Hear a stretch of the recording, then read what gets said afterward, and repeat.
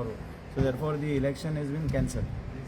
And stay, we had asked for the stay because we are appearing for ECI. So we had asked for stay of the impugned order for a period of 2 weeks, which is also rejected by the court. Thank you. So election running जावचे ना म्हणटा तुम्ही फोंड्या Elections indefinitely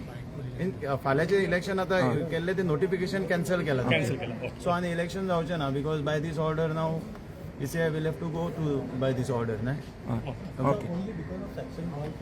yes 151 हे ते म्हणटात की period लेस आसा म्हणून तेका लागून इलेक्शन्स घेवप सारकें न्हय तेका लागून तेंच्यांनी ते इम्प्युन नोटिफिकेशन कॅन्सल केलें पिरियड 10 महिने वयर आसा कितें कितलो आसलो ना इनफॅक्ट फ्रॉम द आमचे आर्ग्युमेंट्स आसले की from the date of vacancy that is from the October जेन्ना एक्स MLA भायर पडलो पळय थंयच्यातल्यान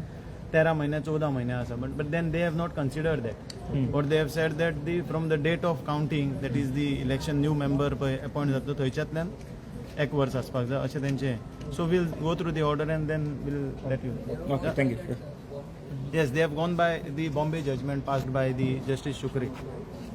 आमचे बॉम्बे हायकोर्टाचो जजमेंट आसा पळय त्या बेसिसचेर गेले आनी they have relied on that judgement in fact we had relied on many judgements of Karnataka High Court let's see now what is the order will come to thank you advocate R Rama Ribankar या